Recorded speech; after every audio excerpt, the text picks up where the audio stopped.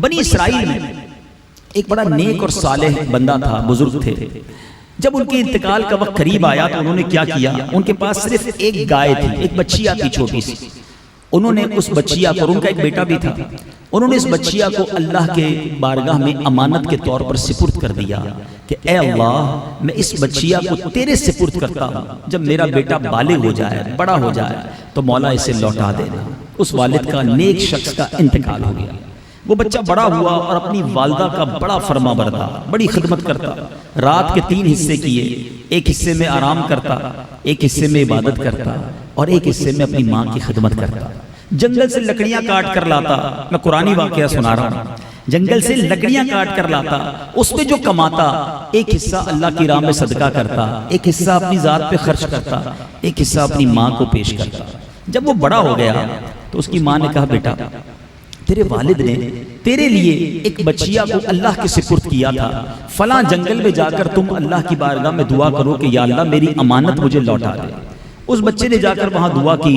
ایک گائے جو تھی اب وہ بڑی ہو گئی تھی، جوان ہو گئی، دوڑتی بھی آئی، وہ پکڑ کر اپنی والدہ کے پاس لے آیا. ان دنوں مارکیٹ میں ایک گائے کی قیمت تقریباً 3 درہم تھی.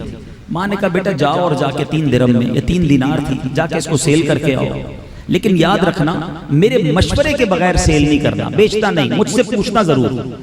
وہ لڑکا گائے کو لے کر بازار میں گیا تو اب وہاں پر ایک گاہک آیا جو دراصل فرشتہ تھا. اس فرشتے نے کہا کہ کتنے میں دو گے؟ بچے نے کہا کہ 3 درہم میں. کہا نہیں، میں اس سے زیادہ دوں گا لیکن کسی سے مشورہ مت کرنا.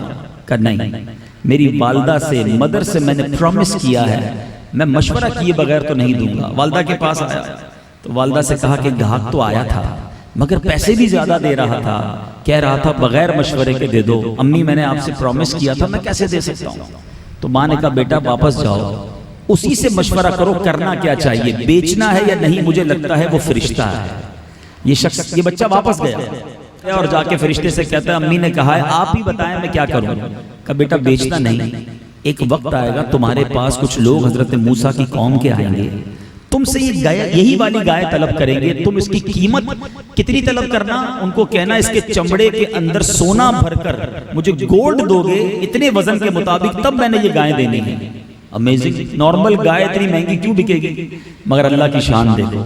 اب یہ نوجوان وہ گائے لے کر گھر آ گیا. اب کیا ہوا، سائملٹینیسلی پیرالل ایک اور اسٹوری اس دور میں ہوئی کہ وہاں پر ایک بہت بڑا بزنس مین تھا اور جس کا نام تھا عامیل.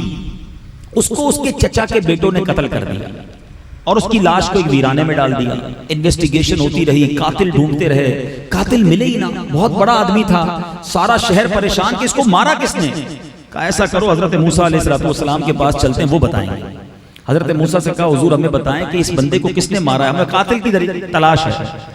آپ نے فرمایا ایک گائے لو اور اس گائے کو ذبح کرو، اس کی دم یا زبان، 2 روایتیں ملتی ہیں، اس لاش پر مارو گے تو وہ لاش کھڑی ہو کر خود ہی اپنے قاتل کا نام بتا دے گی.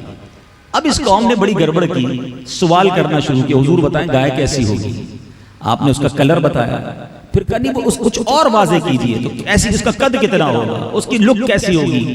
کوئسچن کرتے رہے ہیں، کمپیوٹر میں ہوتا ہے نیرو سرچ کرتے گئے، وہ اپنی سرچ کو نیرو کرتے گئے، اتنے سوال کیے، حضرت موسیٰ نے سارے جواب دیے. یہ سارے سوال و جواب سورہ بقرہ میں موجود ہیں. کلر بتائیے، قد بتائیے، اور بتائیے کیسی ہوگی، دکھنے میں کیسی ہوگی. یہ کوئسچن کرتے رہے، حضرت موسیٰ جواب دیتے رہے. آخر کار اتنی سرچ نیرو ہو گئی، اتنا جس کو کہنا کہ کلوز کر دیا کہ اب دنیا میں ایسی ایک ہی گائے تھی جو اس نوجوان کے پاس تھی. ڈھونڈتے ڈھونڈتے وہ لوگ اس نوجوان کے پاس پہنچے. کہا یہی والی گائے چاہیے. کہا میں دوں گا تو صحیح مگر گولڈ کے وزن کے برابر میں دوں گا.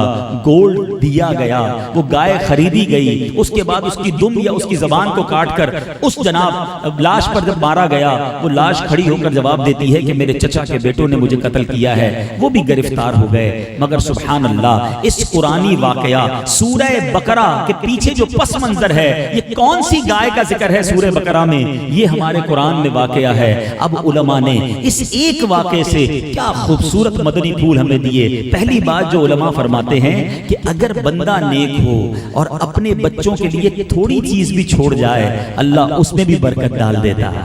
دوسری خوبصورت بات علماء کہتے ہیں یہ بچہ نوازا کیوں گیا، اس کے پیچھے کیا راز ہے؟ اس بچے نے ماں کی خدمت کی، اپنی ماں کی فرما برداری کی، لکڑیاں کاٹ کر لاتا ماں کو دیتا، اپنی رات میں ماں کی خدمت کرتا، ماں کی دعا ایسی ملی، ورثے میں تھی تو ایک گائے لیکن اللہ نے اس کو کروڑ پتی بنا دیا۔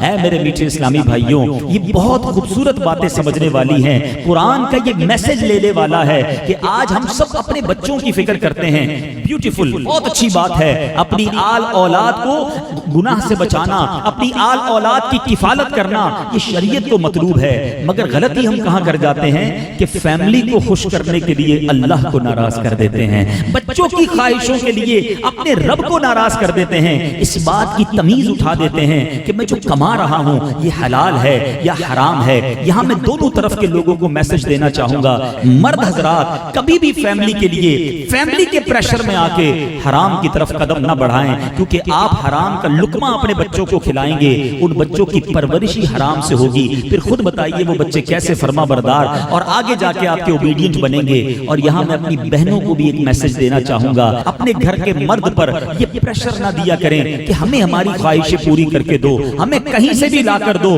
دیکھو برابر والے نے کتنا بڑا گھر بنا لیا، اس نے اپنے بچے کی شادی کتنی عالی شان کی، دیکھا تم نے کیسا شاندار فرنیچر تھا اس کے گھر میں۔ اب یہ وہ پریشر کریٹ ہوتا ہے جس میں بندہ اب اپنی لمٹ کو کراس کرتا ہے، اب حرام کی طرف جاتا ہے۔ پہلے کے زمانے کی عورتیں کیسی تھیں، جب مرد کمانے کے لیے نکلتا تھا وہ عورتیں کہتی تھیں دیکھو حرام نہ کمانا، ہم تھوڑے پر حلال پر گزارا کر لیں گے، ہم عذاب نہیں سہ سکیں گے۔ مگر آج کی خواتین کہتی ہیں کدھر سے بھی لاؤ، چوری مارنا ہو، ڈاکہ کرنا ہو، ہماری لمٹ، ہماری خواہشات پوری کرو۔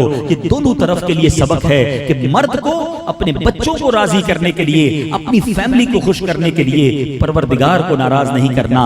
اگر رب راضی ہے تو سب راضی ہو جائیں گے، اگر رب ہی کو ناراض کر دیا تو پھر زندگی کیسی ہے؟